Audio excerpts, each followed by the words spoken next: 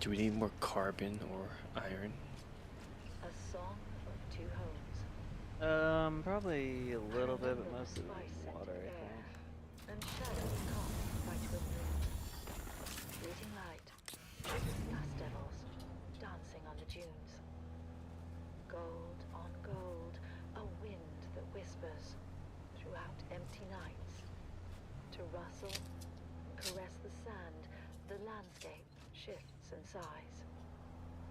Rises up and forms anew, sings a song to me. And I see our footprints, swallowed by the sandy sea. I recall the mist of morning tides, and the scent of salt upon the breeze. Gentle and soothing, waves caressing the deep and restless seas. Blue upon grey, the ceaseless call of seabirds out among the cliffs. The salt waves fall and rise, born now and dying, salt tears in my eyes. How long ago it seems, and I know that our gardens blossom only in my dreams.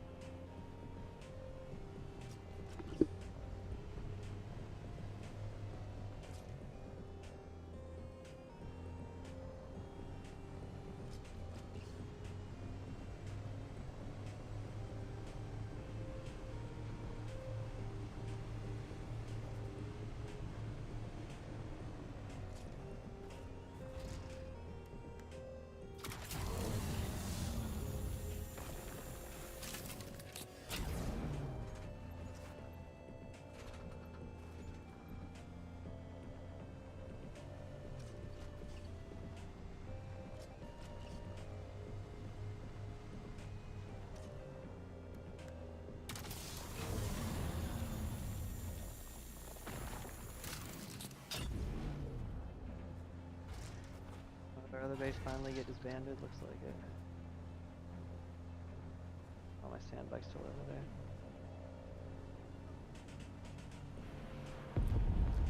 there. Oh, spice blow? God, I always went mining. Spice ball? Yeah, I heard. Probably should go get that if you can. Well, I'm like in the Langlumen, so I can't do that. Yeah.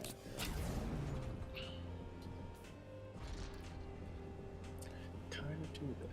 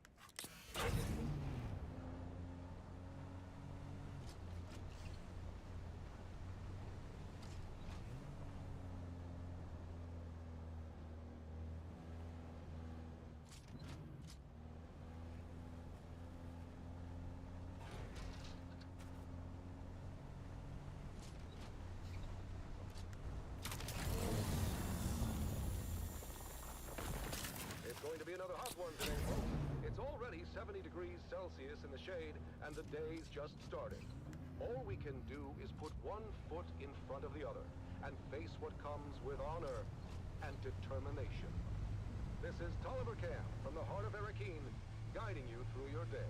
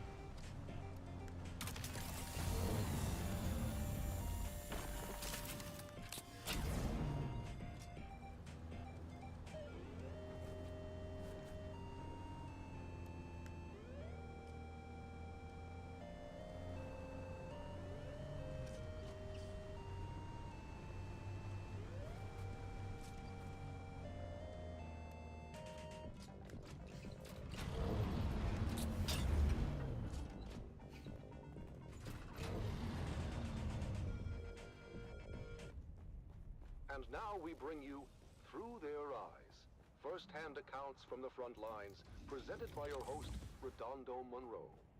Today, in another poignant and moving episode, we delve into the heart of a mother's sacrifice and the bravery of her son, as conveyed through their personal writings.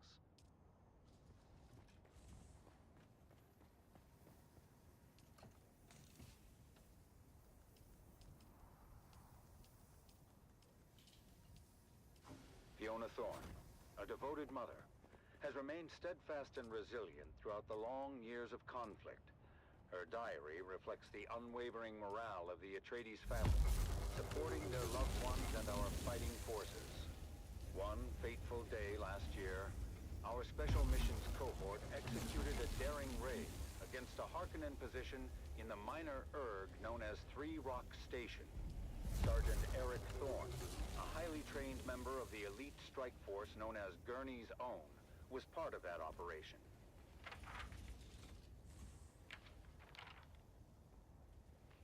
Another sleepless night.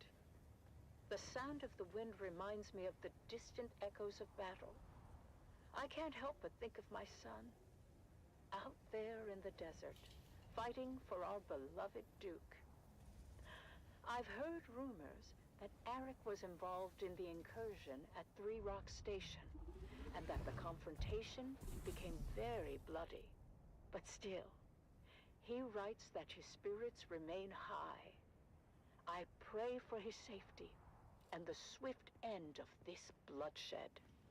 In his letters sent from his unit, as Gurney's Own are deployed wherever the need is greatest, Eric expresses both resolve and an unwavering commitment to our cause. Mother, the Harkonnens fight viciously, but our intelligence is sound, and we are able to hit them at their weakest. It's hard to remember the peace and serene beauty of our beloved Caladan when all you see is sand and blood. The soldiers in my unit are strong and determined, and I draw strength from their courage. I miss you and home dearly, but I know our struggle is just. After the fierce fighting at Three Rock Station, Eric's unit was redeployed to the Western Reach, striking against Harkonnen spice crews in the deep desert. Through sheer determination, a critical position was taken, but at great cost. The news I hear about Arak's unit is grim. Many lives lost, including some of Arak's closest friends. My heart aches for him and for all the families grieving tonight. Mother, I feel that our small unit is a valuable resource in this war of assassins, but we've lost many good men. My dear friends, it's hard to keep faith when you see so much death. The Harkonnens are brutal and show no mercy, Mother. They burned our wounded alive, and I've seen them torture our captives in ways I can hardly describe. But I remember what you always said about our duty to the Duke, about honor and courage. I try to live by those words, even when everything seems lost. As the confrontations along the demarcation lines grew fiercer, Gurney's own succeeded in breaking the Harkonnen supply lines, but in many of the missions, they suffered heavy casualties. News has reached us of another successful operation. But Arek's last letter spoke of horrors I can barely fathom. I am hoping now, beyond hope, that his unit will be given reprieve, and that my son will be returned to me. But destiny willed it otherwise, and Gurney's own were deployed once again to undermine Harkonnen positions near the shield wall. From the mission camp, Arik writes, Dear Mother, I don't know when I'll be able to ride again. The Harkonnen positions are strong, and however careful our planning, we are sure to sustain grave losses. But still, none of us hesitates. We fight for House Atreides, for our people. Though I must confess, even the glory of Three Rock Station feels hollow amidst the bloodshed I now have witnessed. I must tell you, Atreides operatives too have been driven to acts I thought unimaginable. And we do what we must to secure victory, but I wonder at the cost to our souls. I miss you. I fear I may never see you again. Later that same month, it was reported that Sergeant Eric Thorne was declared missing in action during a clandestine raid. His mother's heartache reminds us of the ultimate sacrifice made by so many. Arik is missing. My son, my brave boy, lost to this endless war. I am proud of him, of his courage and his honor. But I cannot help the bitterness that fills my heart. We give so much, and for what? What good is the... and when the endless sands of Arrakis swallow our children whole? Fiona Thorne's sacrifice is a testament to the strength and resilience of House Atreides. Let us honor her and all those who endure the trials of this war, as we strive for a future where their sacrifices are not in vain. You have listened to another episode of Through Their Eyes, first-hand accounts from the front lines, presented by your host, Redondo Monroe.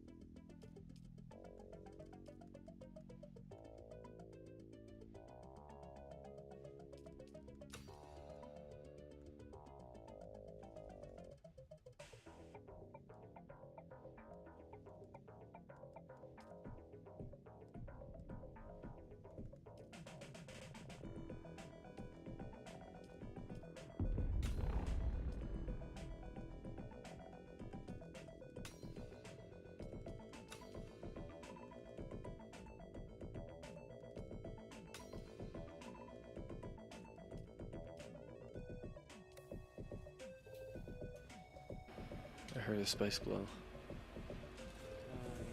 I'm going for it. If I can find it. I'm many levels of static compactor yield do you have? Oh, just one. Yeah, just one.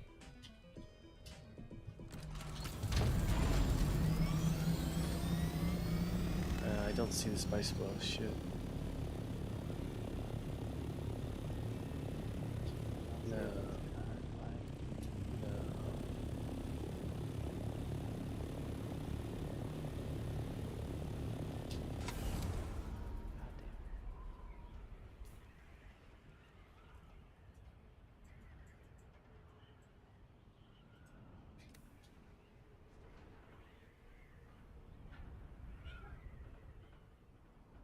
Calcifer, you're being good. You should be good.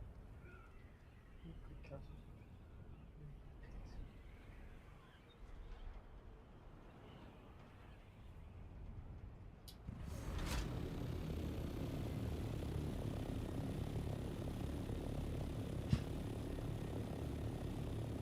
Oh, it was just a ship that crashed. Not spice. Oh, that might still be worth. It's got good stuff.